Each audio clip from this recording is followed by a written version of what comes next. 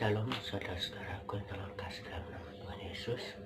Saat ini kita akan belajar kepada firman Tuhan di dalam kitab Efesus pasal yang ke-5 ayat 15 sampai dengan ayat yang ke-16.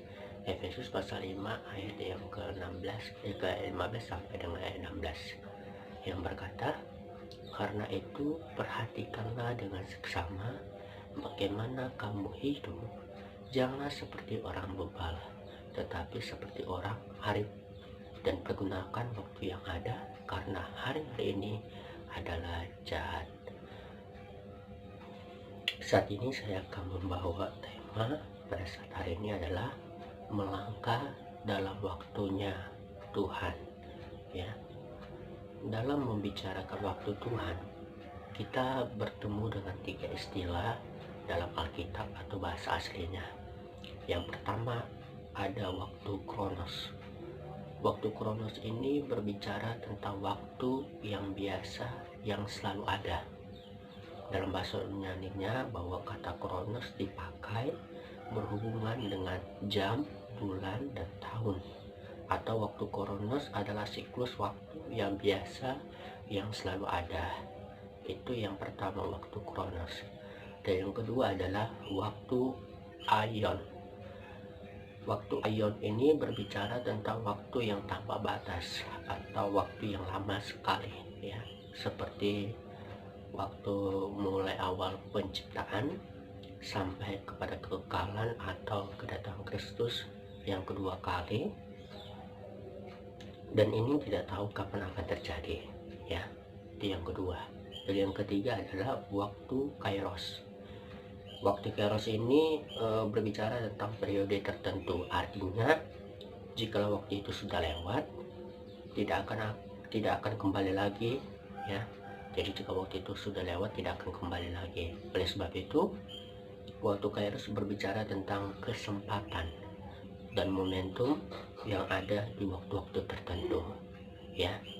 Pada saat ini, dalam 3 waktu ini, saya akan berbicara atau membahas tentang waktunya Tuhan sesuai dengan tema, ya. Kita kembali lagi pembacaan Alkitab kita yang tadi, bahwa dalam kitab Efesus pasal 5 ayat 15 sampai dengan 16.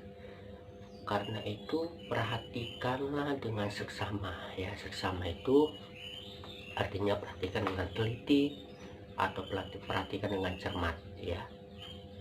Bagaimana kamu hidup, janganlah seperti orang bebal, ya. Orang bebal itu orang yang sukar mengerti, ya, orang bodoh, ya. Tetapi seperti orang arif, ya. Orang arif ini orang yang bijaksana, cerdik, ataupun pandai. Dan pergunakanlah waktu yang ada. Waktu yang ada itu berbicara tentang waktunya Tuhan, ya. Karena hari-hari ini adalah jahat. Pengertian waktu yang dimaksud dalam penggunaan waktu yang ada dalam ayat tersebut itu adalah waktu khusus atau disebut kata waktu kairos. Kairos itu selalu dihubungkan dengan waktunya Tuhan, ya, yaitu waktu yang diberikan Tuhan, yang di dalamnya kita diberi kesempatan untuk bertindak.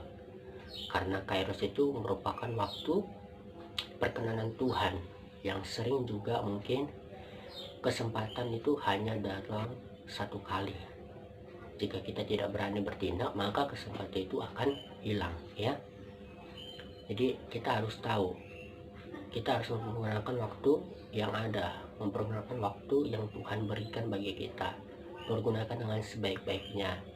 Ya, misalnya kita bisa menjadi berkat bagi banyak orang, kita bisa melayani, kita bisa bersaksi, kita bisa menceritakan kasih Tuhan kepada seseorang yang belum mengenal Tuhan. Dan juga kita dalam kehidupan kita sehari-hari, mungkin kita bisa bersekutu dengan Tuhan, kita bisa belajar atau merenungkan firman Tuhan, berdoa, memuji dan menyembah Tuhan. Jadi segala sesuatu, waktu-waktu yang itu kita harus menggunakan dengan baik dan kita harus lakukan.